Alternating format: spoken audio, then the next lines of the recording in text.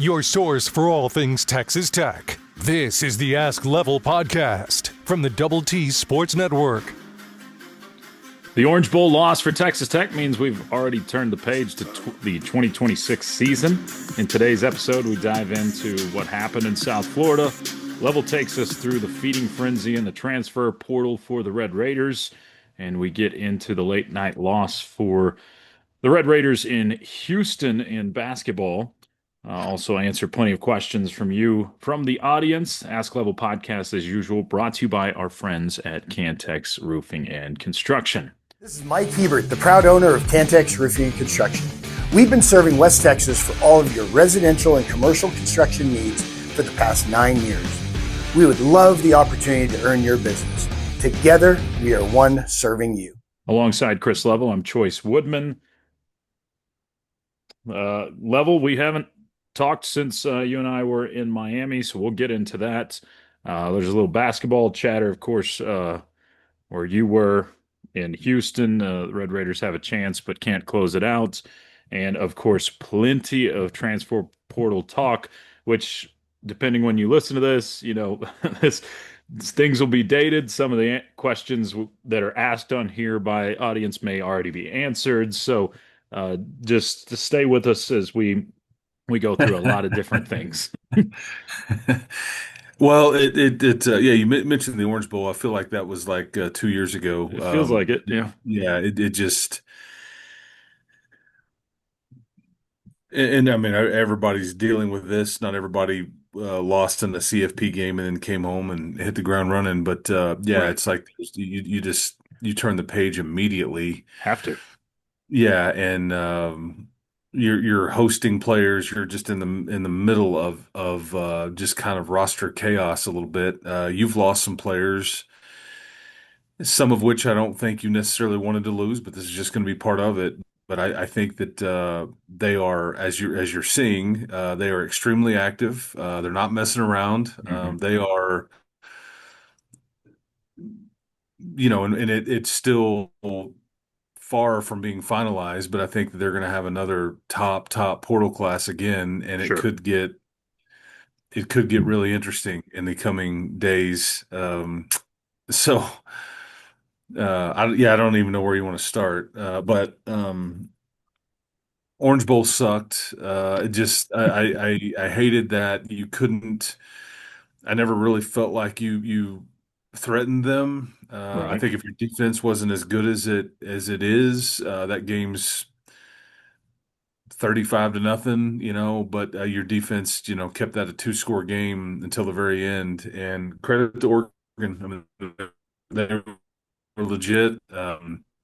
Your offense just it wasn't up to snuff compared to what they were going against. And whether it's your quarterback or it's your offensive line or Mac or it's almost like they all needed to be the best version of themselves, and they just weren't. And I think Oregon had a lot to do with that. But uh, yeah, just it sucked. But in a weird way, and I don't want to come off as soft here Mhm. because I think you wanted to win, but I just wasn't like devastated just because this was all so new and nobody can take away that Big 12 championship. And I think is what we're seeing Sure. play out in real time here is that this was a step that you kind of kicked in the door a little bit, and I think now it's about, okay, this is what it's about. This is what it takes.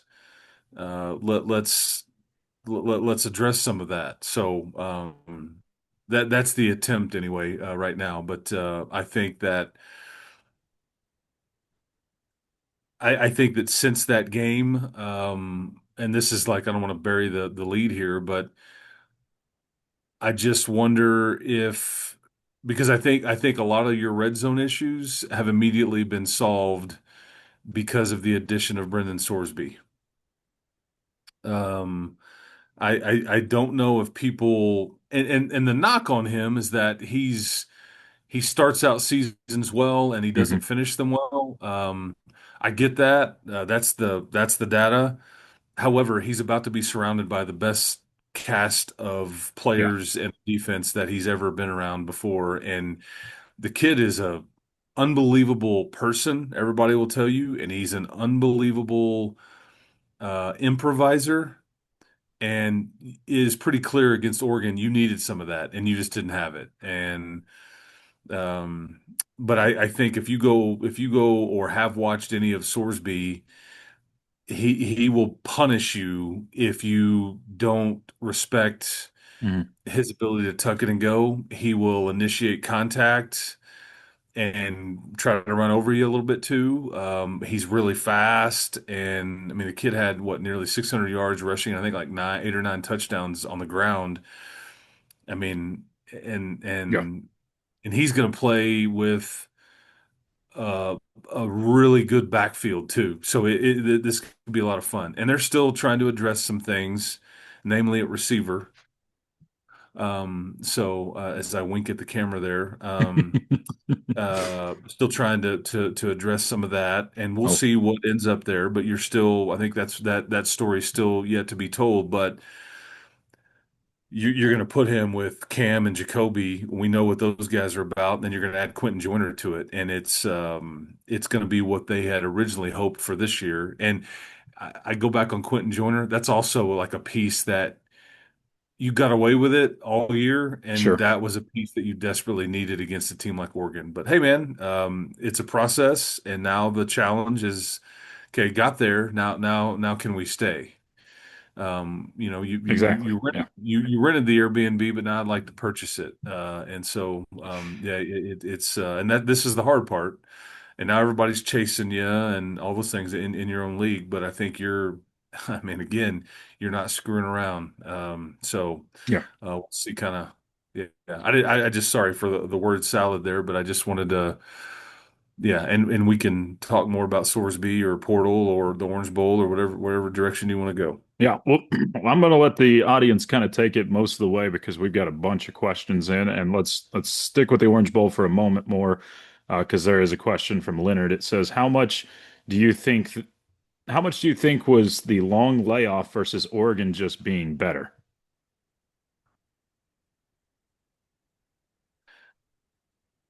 Yeah, I mean, I think the layoff probably there's a component there, but I mean, it didn't really seem to affect your defense.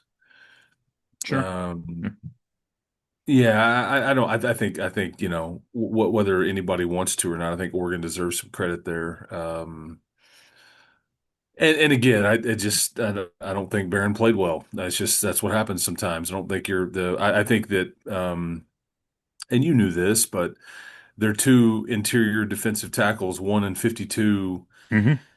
There was a concern there, and I think as we all saw, there was reason to be concerned. They kind of just disrupted the game, and I think you know Barron, just didn't in the interior of that offensive line. But hey, man, other Oregon had a head start on you on all this stuff, and they've been kind of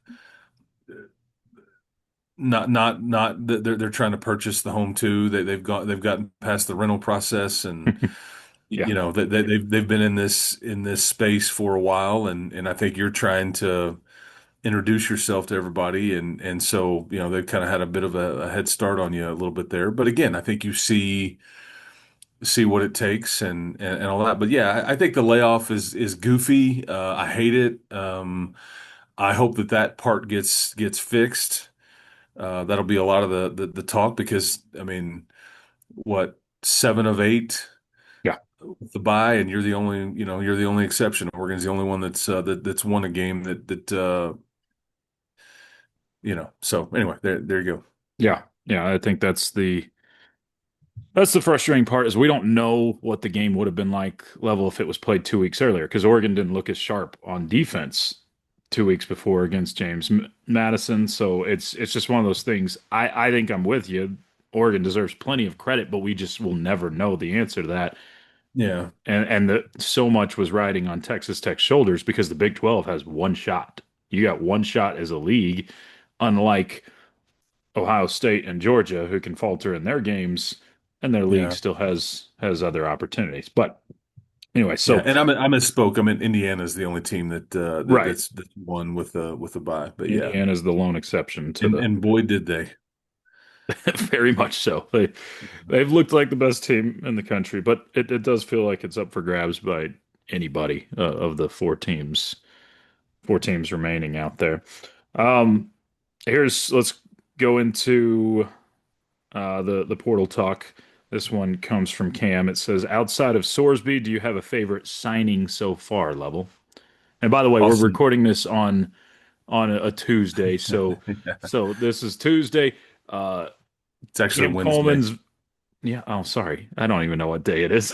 Yeah. It's Wednesday. So Cam Coleman, I guess, is visiting to on today, right? Wednesday, and others visiting as well. So you've got who knows what happens. But up to this point, do you have a favorite signing besides Sorsby? Yeah, you've got some kids in today. You're going to have more in tomorrow. But yeah, I would say other than Sorsby, Austin Romaine would be that guy. I Okay. think this is a really good player, man. And we saw him up close. He had one hand when he was playing against you, and he was everywhere. Even intercepted a pass, and Yep. I mean, he just yeah, really, really good. But it's a flawless like or seamless maybe is that's what I should say. Hmm. Like transition between J Rod and Austin. And think about what I'm saying there. That is a mouthful of a statement to make, but I think that Austin Romaine was targeted. I think that there was mutual interest, you know, from the beginning of this process, and I think he's a perfect fit next to Ben and John Curry, and um, yeah, that would be a favorite just because, and he's going to be kind of in a way, kind of like Cole Wisniewski Hmm. in that he was one of the first guys in this class. So wherever it goes from here, people are going to kind of forget. They're going to focus on the latest ones. Sure. If you remember back to Cole Wisniewski, he was one of the very first guys that jumped on board last year, Right. and guy could go, man. He can flat out go. Yeah. And so, but yeah, that's the answer that I would give you there. Okay. We got a couple of quarterback questions. Some of this was already answered, but there was a question asking why Texas Tech chose Sorsby over Levitt, and another one asking how much influence Mac Leftwich has on the quarterback that Tech pursued. Oh, I think it's a group think. I think he certainly has some say so. I think that your personnel department, your head coach, um, and then a lot of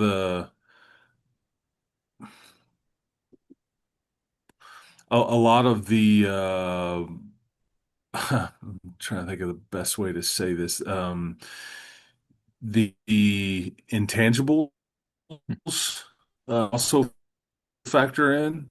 And so, okay, so Sorsby was always your choice. There's just no doubt about that. I think that the thought is he's a wonderful kid, as we've said. He's from Texas. Hmm. There's some relationships with people on the staff, and I mean, you ask about Mac. Well, I mean, his dad was involved in coaching. Uh, Sorsby years ago, I should say. Yeah. Sorry for the awkward pauses. I'm just trying to make sure I choose my words carefully here. Um, and so I think there's probably some immediate bias Hmm. from Mac's standpoint, but I think that,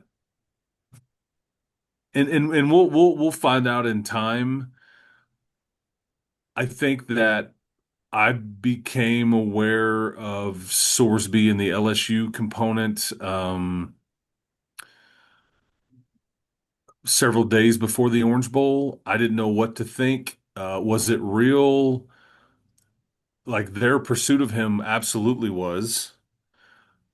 I think that um, for whatever reason, I think he wanted to at least run that ground ball out and hear them out. And so there was always going to kind of be a visit there, which it got real uncomfortable around here when he was there. And, and so I say all that to say that was the Sam Levitt angle was it real on your end or was it leverage? And here's what I would offer up there on Levitt. I think that there is, and maybe this is better left to say down the road. There were some reasons why I think you were had given pause, but one thing we can talk about now is he's hurt right now, and I think that's a big old matzo ball hanging out there that there's an unknown there. I think that I've talked to some people in Tempe that feel like they know what his injury is, and I don't have that. I haven't seen an X-ray. I'm not a doctor. I don't know if this is for sure, but it is a an injury that, if true, it keeps him out until the summertime, and there's, some questions about how it heals. It's a foot Sure. injury. So I think that you have to factor that in as well, and that's what kind of would and maybe has given others pause as well. But I also feel like I need to say that when you played them, Levitt was the best player on the field, in my opinion. I thought he won them the game, Hmm. and he was tough. I think he was dinged up at the time and played through it. And so complicated, but I just don't know how realistic it was. It could have been very realistic or strictly a leverage play or somewhere in between. I'm not real sure, but it doesn't really matter. I think their preference was always Sorsby. They got it done, and thankfully they did because you were kind of in a bind. You needed somebody. Now Sure. LSU is still searching, and they are trying to talk to quarterbacks that aren't even in the portal and trying to get him into the portal. And there's a whole deal with the Washington quarterback that Oh already yeah, signed a deal with his school. And, Lane Kiffin gonna Lane Kiffin, right? of course. Yeah. Mark asks on Twitter, do you foresee any upgrades on the offensive line? Seem to struggle in Miami. We need a bully-minded offensive line that can blow people off the line. Also, did Joey ever consider pulling Morton for a series just to calm him down and see what the defense was giving him? I think you are looking to add an interior offensive lineman. I think that could happen pretty quick here. I think he would be brought in because the way that this is going to play out, in my opinion, is that I think that they view Hunter Zambrano as a portal addition to this year's class, right? I think he came here with a dinged up hip, Hmm. and then he hurt his back in the summer, and I think he was willing to play. I don't want people to dismiss this kid because I think this is a tough, tough kid. And if you remember back, this was one of the top portal additions in the offensive line a year ago, like on the rankings and all those things. He had a draft grade and all that. I think he has now been fixed. I think he feels great. I think and again, you can't say for certain that he won't get dinged up again, but I think as we sit here and talk, he would thought to be a very viable candidate to start one of the interior spots that will be vacated by Davion Carter and Will Jados. And then you've got Cash Cleveland sitting there, but I think they're going to bring in an interior player that is a one year guy. I Hmm. think let me make sure. Yeah, Emmanuel Poku is who I think that they're looking at from East Carolina. He's 6'6", 330. He started, I think he played 13 games at right guard this year, I think. And he's been on campus in the last couple of days, and I think that there's some pretty good sentiment that he could be added. And then you just kind of turn it over and say, okay, between Hunter, Sheridan Wilson, Cash Cleveland, and Emmanuel, if you get him, that three of those four guys are playing, and then you've got really good insurance. Hmm. But I hope people understand how good Cash Cleveland could be. I mean, and you see him and you're like, really? It's kind of like Davion Carter. He's not, Sure. but he's extremely technical. I think if he gets his hands on you, you're going to struggle mightily. He's a good football player, and he's pretty young. So you've got some, but I don't think wholesale changes because I do think that they really like a lot of their youngsters, and I don't think they want to necessarily give those guys a reason to, look elsewhere. I mean, you got Felix Ojo coming in here, who's a Hmm. five-star player that may play or rotate in as a true freshman. I think he's kind of coming in thinking, I'm going to get some run. I don't know how realistic that is. I think Connor Carty, who redshirted last year, has Hmm. wowed folks internally. Deanthus Upshaw, Daniel Sill, Holton Hendricks. So there's a variety of options, but as far as like immediate upgrade, and then you have to think that like Howard Sampson and Jacob Ponton will just simply get better.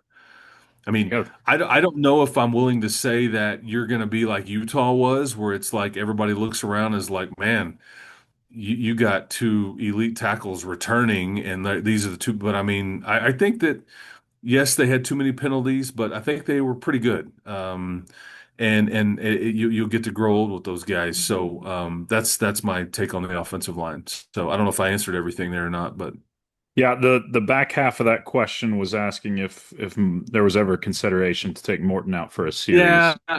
I don't know. I mean, keep in mind, Mitch Griffiths was still. I think he was healthy, kinda. You remember back to that issue he had in Morgantown. I just don't know if that ever got to that point or not. I've seen some people like saying Barron should have been pulled for Mitch Griffiths. I mean, I guess at some point you could have pushed that button. I don't know if that would have fixed anything, and we'll never know. And if you were frustrated about Barron, you're like, hey, how much worse could it get? And I get all that, but I don't know if that was ever a realistic option or not. But I guess we'll find out in time. All right, more portal questions as we continue here. This one says, Level, can you put a percentage chance on us landing Cam Coleman or Coy Perich? I don't know if I'm saying the Yeah, I other name mean, right. Cam Coleman is the number one player in the portal, regardless of position. I think he's getting the full court press. I believe he's going to be on campus today at the time we're taping. Hmm. I don't know how long that visit is supposed to go. It's pretty clear that this may be a Texas A&M, and Texas Tech battle for his services. Um, I think it's weird because you see, we work with the On3 national network, and there's these crystal ball projections thrown out there, and nobody has a good feel for this nationally. Yeah, I think everybody, depending on what fan base you talk to, feels pretty good about it. yeah. This is the biggest of fish. The kid's absolute freak. If you haven't seen Cam Coleman play, you're going to go see some TJ Vasher type grabs out there. He can take over a game. He can fly. Um, I've said it prior to this when I first became aware that this was an option. I thought, man, that seems a bit unrealistic. And as Brennan Sorsby was added, I think this has become very, very realistic. And it jokingly, I've said it just kind of makes me hot and bothered, like thinking about it, right? Like I need to wipe the sweat off my forehead because I mean, there's nobody in the Big 12 that could cover him. There just isn't. I'm not saying he would dominate every game that he's in, but this is the freakiest of freaks, and I mean that in a good way. So, and it won't be cheap. It won't be easy to get done. But I think yeah, you're in a pretty good spot. But I don't know if I'm ready to put a percentage on it. So because yeah, I mean I think you're in it. That's all I can say. That you are very much in it. Is Sorsby part of this recruiting process at this point? Yes, yes. As is Arch Manning, as is Marcel Reed. Yeah. So he's got his choice. And USC was in the picture. I think Alabama kind of was, but now Ty Simpson has declared for the draft. So Alabama, and I think that's the young man's biggest. I'm sure NIL, I'm sure scheme of offense and all that, but it's about signal caller. And so until you had Sorsby, I thought this may be a bit far fetched. But once you get him in the boat, and I do think they have a prior relationship. They've known each other for a period, and I think that's the maybe the biggest thing is like now if money's equal, which it may end up being, but Sure. it's really who I'm comfortable with or who can get me the ball the most, who do I trust the most, who do I like the most, what kind of scheme and like Max offense is tailor made for a young man like this. I mean, tailor made. And I will say this too. Don't sleep on like we'll get into this when it's all wrapped up, but don't sleep on Dante Lee either. The kid from Liberty. He can fly. I've talked to somebody that coached against him this year. They were shocked that he was in the Conference USA. He's a faster version of what Reggie Virgil was, and so we'll see what we're looking at here. And Sorsby throws the deep ball phenomenal. Mhm. Uh, if you just go watch some of that stuff, it's a lot of RPO, a lot of play action, and he just flings that thing. So um, yeah, so there you go. That's as good as I can do right now. What about Coy? I don't know if I'm saying his name right. Coy Perich. Perich, yeah, he. So I'm sure people have seen Chapman Lewis has gotten into the portal. Yeah. I think that's a direct correlation into your recruitment of Coy Perich. Coy Perich is also a this is a top 15, top 20 player in the portal. I think that Minnesota fans were crushed and they've kind of turned on him a little bit since he entered the portal. Mhm. Uh, he must not want to play for a coach that wears a tie on the sideline anymore. I don't know. Um, but this would be a big time addition should that get done. And I think you're again kitchen sink. Try to catch it, Coy, because we're going to throw it at you. And then let's see. This one comes from Jason. Of all the players who have gone into the portal for Texas Tech, who's the one you wish the most hadn't? Well, there's three of them that I think that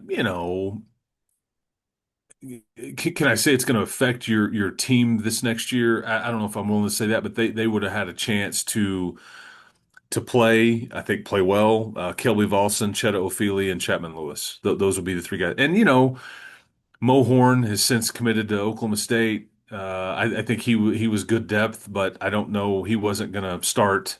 Hmm. So you just but I think they added Davin Martin from UTSA to fill in what Mohorn was, and Davin started 8 games last year. He's a bit taller and rangier. He played for Joey's buddy Jeff Traylor at UTSA, but those will be the guys. And Chet O'Feely, he's somebody that could have been a rotational guy. And you're still working on your edge position in the portal class.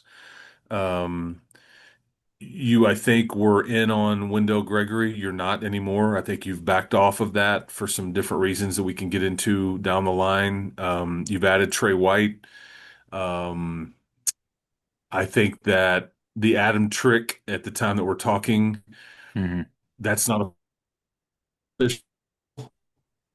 so he's clearly got the focus. It was reported, and I think it was a bit premature. So just kind of keep an eye on that. But I think he's clearly in the crosshairs now. Um, all this was happening while I was on the air with basketball and everything. So it's just been a whirlwind. Right. Right. My phone's blowing up. I got Cody Campbell. I got Cody Campbell next to me. He's talking to Tillman Fertitta. I'm like, is Adam Trick in the boat or not? What's Wendell Gregory's doing? Kingston Flemings is making shots. Jalen Petty's making shots. What the hell's going on? So that's what I was trying to, yeah, deal with all at the same time. So that again, that's as good as I can do right now. Drinking from a fire hose may not be a good Yeah. enough statement for you right now. You've got Yeah, I know. You, a you you smidge. also have another you I think you also are set to have another edge rusher on campus in the next day or so as well. So working on that. Could he be from Missouri? No. Oh, okay. Didn't know if that was the one. All right, Level, let's and y'all keep the questions coming in regarding Portal over the next week or so. Level will answer anything and everything you have coming from the Portal perspective because there's going to be a lot of changes really these next few days, but leading up to the next couple of weeks, there'll still be plenty. Let's talk about the basketball. You were there. as we record Mhm. this last night in Houston. So the Red Raiders obviously have a shot. You play pretty well. You never really let Houston go on a big run to separate, but you're unable to close this game out. And Jalen Petty plays well, but Christian Anderson doesn't have one of his better games and struggles a little bit down the stretch there. Yeah, I mean, Christian will be kind of in the headlines because people, but I mean, no offense to anybody else, but like Houston's 100% of their defensive focus was on Christian It Anderson. was. Yeah. It's like we're taking the ball out of his hands. We're not letting you run any pick and roll. We're gonna double you every single time down. I've never seen one player get so much focus, and that's the respect that I think Kelvin Sampson had for Christian Anderson. So he only had 4 points.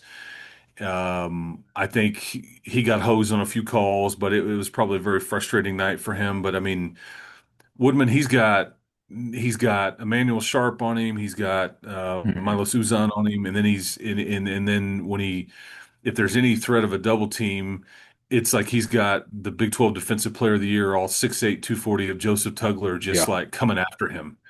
Um, and it's just and yet, what does it say that? You could say that he played his worst game, or you could say that he was a non-factor. I thought he played actually pretty well considering the circumstances because he made some good passes. He kind of kept his team in it, but you're still in this game and you have a lead late in the game, and Yeah. he's kind of been a non-factor from an offensive standpoint. Um, I just you're extremely well coached. You're just going to have to get a few more of these pieces to come along for you because Jalen Petty was up for it last night. And what's fascinating is Kingston Flemings kind of wins the game for Houston, and you finished a very close second for him in his recruitment, Hmm. and if you get him, you don't have Jalen Petty. Not a bad consolation prize. Jalen Petty is Sure. a monster, man. This kid is tough. He is not scared. He was ready for any kind of fight you wanted to throw at him. He's got a mask on. He's pouring in threes. He's jumping using that 42-inch vertical, going to get rebounds. I mean, Hmm. he kept you in it. I think Donovan Atwell was not because anytime you go play at the Fertitta Center and you have a newcomer, Yeah. this is the third year in a row, and that you've played there, and I've been it's been fascinating. Like, okay, who's ready for this, or who's going to freak out? And I think Tyree Bryan, I'm not sure he was ready for it. I'm not sure Lawan Watts at times was ready for it, Yeah. but Atwell was.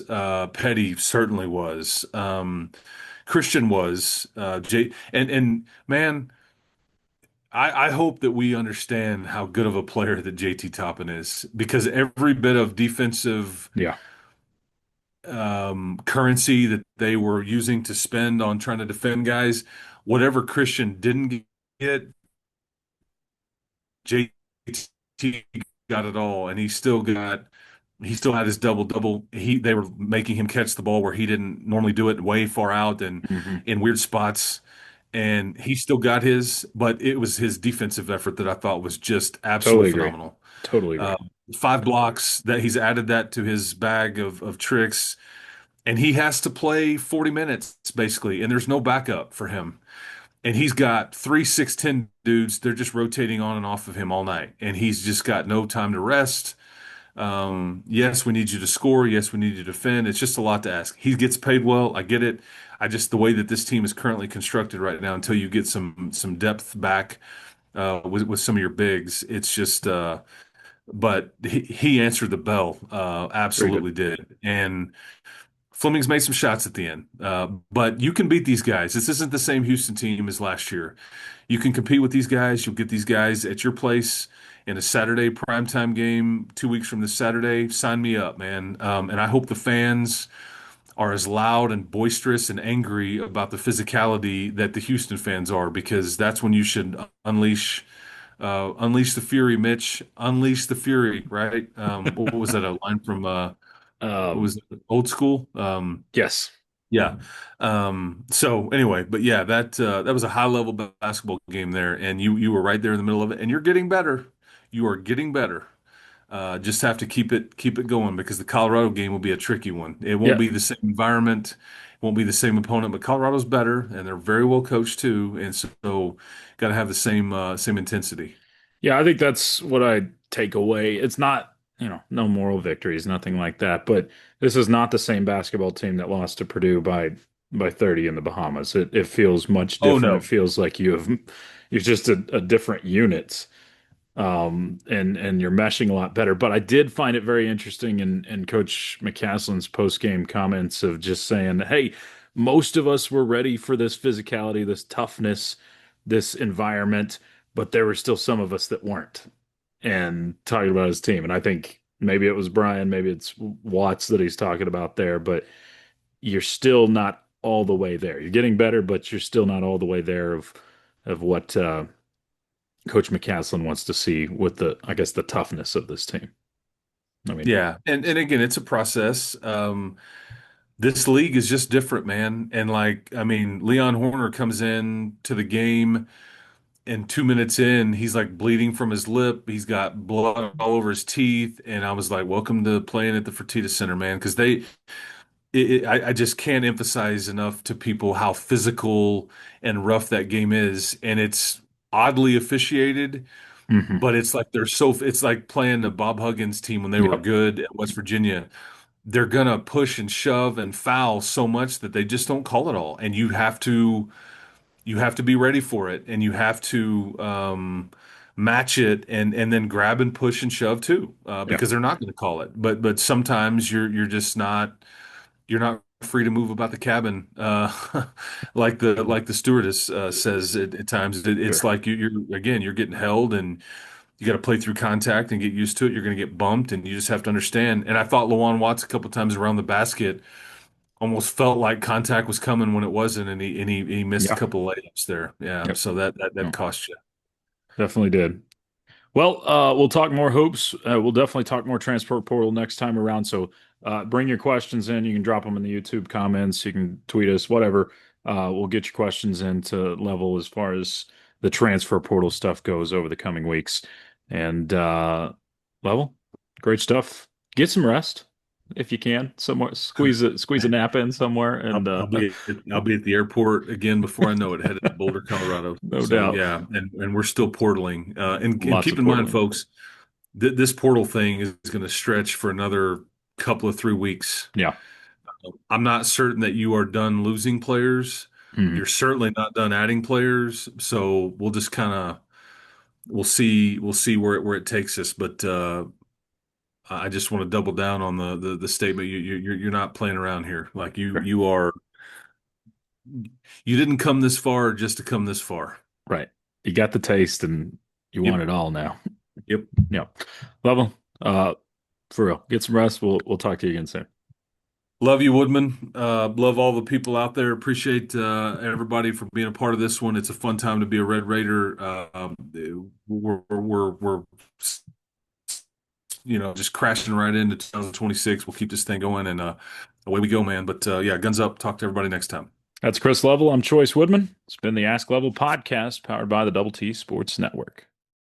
You've been listening to the Ask Level podcast, powered by the Double T Sports Network. Be sure to hit the like and subscribe buttons for more great content from all of our shows on the Double T Sports Network.